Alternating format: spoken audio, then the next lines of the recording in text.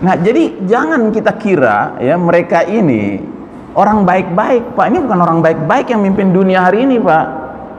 Ini orang jahat, gitu. Dan mereka ini suatu kaum yang punya ambisi. Nanti saya jelaskan, belum sampai kita ke situ. Tapi yang pasti, begitu sistem iman yang merupakan rumah besar, tempat berlindung, tempat tinggal umat Islam runtuh, maka kaum kafir Yahudi Nasrani ini leluasa, semena-mena melancarkan ghazwul fikri.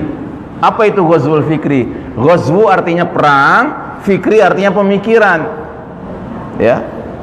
Perang opini, perang pemikiran untuk membuat umat Islam mengikuti way of life, jalan hidup mereka, sambil memastikan umat Islam benar-benar meninggalkan Islam sebagai petunjuk hidup. Mereka pastikan umat Islam tidak lagi berpikir perlu menegakkan sistem iman tauhid. Makanya di negeri ini yang teriak-teriak sistem iman tauhid kagak ada, ya kan? Itu bukan orang kafir lagi, Pak. Tapi orang muslim juga. Karena apa? Mereka sudah jadi korban ghazwul fikri. Ya. Orang kafirnya udah ngangkat kaki, Pak, di negeri ini. Ya. Tapi muslim munafiknya yang luar biasa aktifnya. Nah, jadi kaum kafir Yahudi Nasrani sangat tidak rela jika umat Islam mengikuti petunjuk Allah. Enggak kenapa bagi mereka jika umat Islam tetap ngaku muslim, asalkan mau menempuh jalan hidup sebagaimana jalan hidup kaum kafir barat Yahudi Nasrani. Jadi sekedar kita ngaku muslim enggak masalah buat mereka. Tapi yang penting jangan ngikutin petunjuk Allah lagi. Ikuti petunjuk mereka. Ikuti jalan hidup mereka. Wah, Ustadz Ihsan hate speech nih, ya kan? Ungkapan kebencian nih. Enggak, ada dalilnya. Di mana? Ini dia dalilnya. Surat Al-Baqarah 120. Ya. Mau tuduh Allah hate speech, silahkan. Mau tuduh Allah ujaran kebencian, silahkan. Mau tangkap Allah, coba aja. Gitu. Apa kata Allah? وَلَنْ تَرْضَ عَنْكَ الْيَهُودُ وَلَا النَّصَارَى حَتَّى تَتَّبِعَ مِلَّتَهُمْ.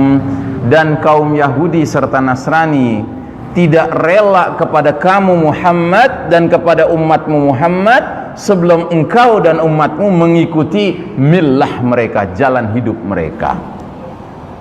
Jadi tuh Yahudi Nasrani nggak sekedar pingin sesat sendirian, Pak, tapi dia ingin ngajak orang lain ikut sesat bareng sama mereka.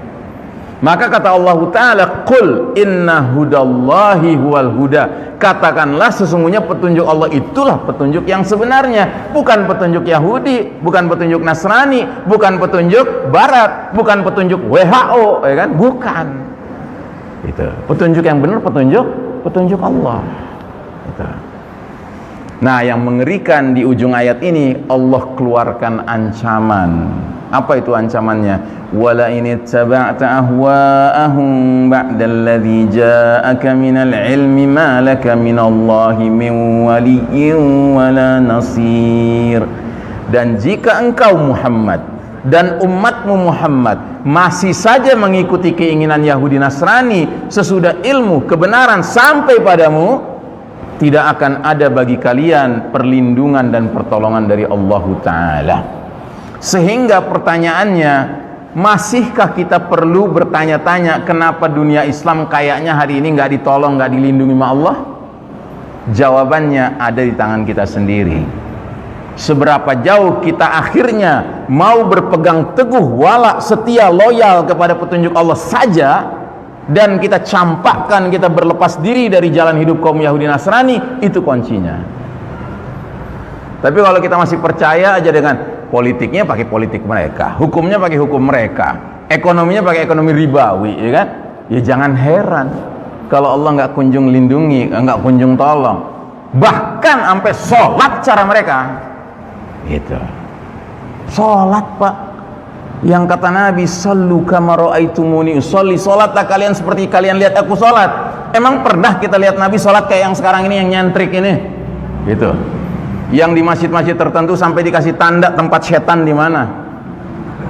Ini loh tempat setan, jangan ditutupin masjadah karena setan akan ada di sini. Saya kalau datang ke masjid kayak gitu, itu yang saya tutup pakai sejadah saya. Supaya apa? Supaya saya menyatakan, setan, pinggir sana, enyah dari sini. Ngapain sholat sama setan? Gitu. Kita sholat sama saudara muslim aja masih sering kali kepala kita merawang sana kemari, apalagi kiri kanan kita setan, Pak. Apalagi ruang buat setan yang sampai 1,5 meter. La haula wala quwata illa billah. Berapa jogrogan setan tuh nongkrong di situ. Gitu. Kan itu sabda Nabi kan? Wala tadharu ya furujatin lisyaitan. Jangan kalian biarkan celah-celah itu untuk menjadi tempatnya setan. Itu kata Nabi begitu. Nggak mungkin Nabi bohong. Kita nggak bisa ngelihat setan, Pak, tapi Nabi bisa ngelihat setan. Nabi nggak mungkin bohong. Ya. Makanya kalau kita mau sholat dengan sesama orang beriman, ya carilah tempat sholat yang nggak pakai tanda-tanda, gitu loh. Yang memang semuanya untuk orang beriman. Nah, jadi saudaraku rahimakumullah, sampai Allah mengatakan ma asabaka min hasanatin faminallah wa ma asabaka min sayyi'atin famin nafsika. Apa saja nikmat yang kalian peroleh hakikatnya datang dari Allah. Tapi apa saja bencana yang menimpa kalian hakikatnya dari kesalahan diri kalian sendiri. Ya, siapa juga yang nyuruh untuk ngikutin Yahudi Nasrani? Siapa juga yang nyuruh ninggalin Allah dan Rasulnya? Ya. Baik, itu yang kedua. Sekarang yang ketiga. Ini era penuh fitnah seperti sepotong malam yang gelap gulita. Ini bahasanya Nabi ini dalam hadis beliau. Beliau bersabda, "Badiru bil a'mali fitanan ka qita'il lailil muslim." Segeralah kalian beramal sebelum datangnya fitanan. Fitanan itu beda dengan fitnah, Pak. Kalau fitnah itu satu ujian. Kalau fitanan itu seabrek-abrek ujian, banyak ujian. Jadi kata Nabi akan datang suatu era di mana ujian tuh banyak sekali sampai dunia kayak seperti malam yang gelap gulita. Maksudnya bukan gelap beneran, Pak, tapi kita dikepung sama nilai-nilai yang gelap. Nilai apa? Nilai kekufuran, nilai kemunafikan, nilai kesyirikan, nilai kemaksiatan, nilai kemungkaran, nilai kezaliman, nilai kedustaan. Itu di kiri kanan depan belakang kita banyak bener sekarang. Atau Anda nggak setuju? Anda bilang, enggak Ustadz, di mana-mana keadilan sedang tegak. Enggak Ustadz, di mana-mana kemakrufan sedang berlaku. Enggak Ustadz, di mana-mana keimanan yang ada, ketaatan yang kalau saya ada orang ngomong gitu, mendingan saya suruh wudhu sanalah. Lu baru bangun kali masih belekan loh. Gitu. Udah jelas kita ini dikepung, Pak, sekarang dengan nilai-nilai keburukan.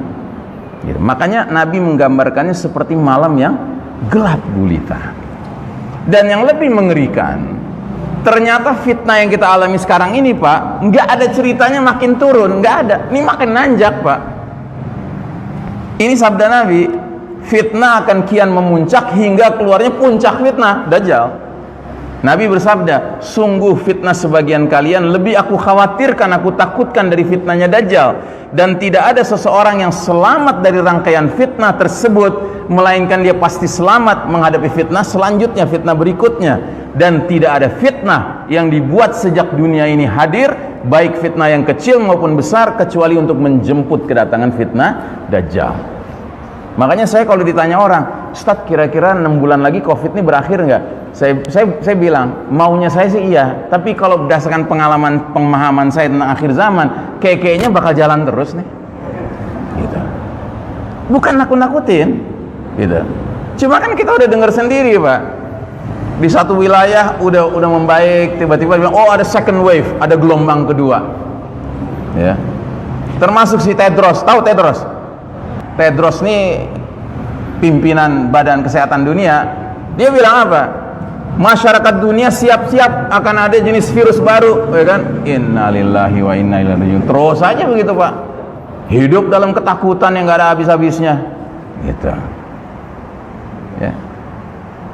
Nah, jadi saudaraku rahimakumullah, fitnah ini akan terus jalan, Pak. Makanya nggak ada cerita kita masih boleh main-main sekarang, Pak. Mari kita beriman, bertakwa yang sebenar-benarnya, supaya furqan ada dalam diri kita.